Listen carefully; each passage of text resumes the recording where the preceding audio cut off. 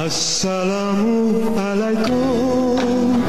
Okey, hari ni saya akan cuba tunjukkan bagaimana cara kita menggunakan apa ini. Cuba tengok, cuba agak. Dia nampak? Dia nampak apa agaknya benda ni? Nampak macam sepihan kayu kan? Ni memang betul sepihan kayu. Tapi kayu apa agaknya? Okey, jadi saya tolong jawab lah. Jawapannya inilah kayu gaharu.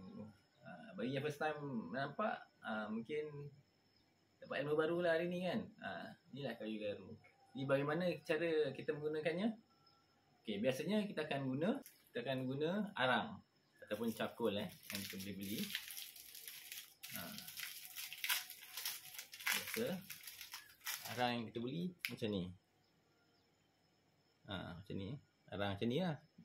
Kita bakar guna macam lighter tu kan. Yang kuat sikit.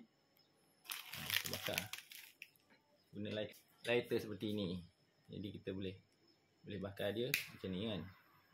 Dia jangan bakar macam ni, letak bekas dia kan.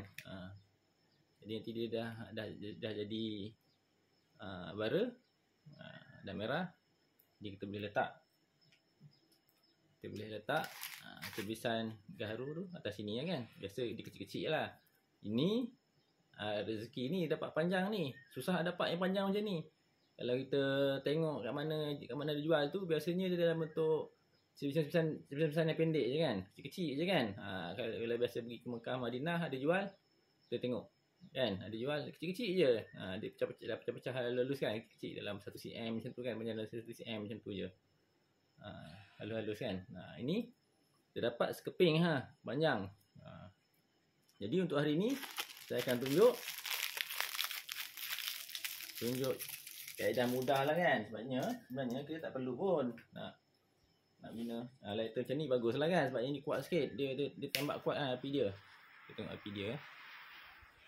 Api dia kuat. Biasa je. Lighter biasa.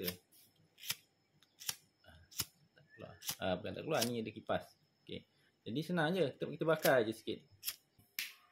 Jadi kita panaskan.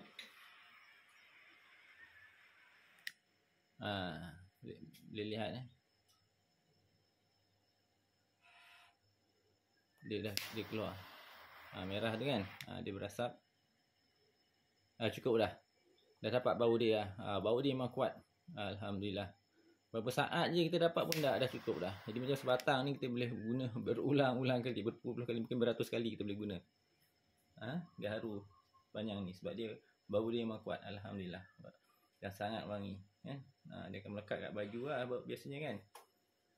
Okey, jadi pengalaman baru ilmu baru hari ni. Bagi yang pertama kali melihat cara penggunaan gaharu dengan bau yang dihasilkan daripada asap kayu gaharu. Okey, sekian. Assalamualaikum.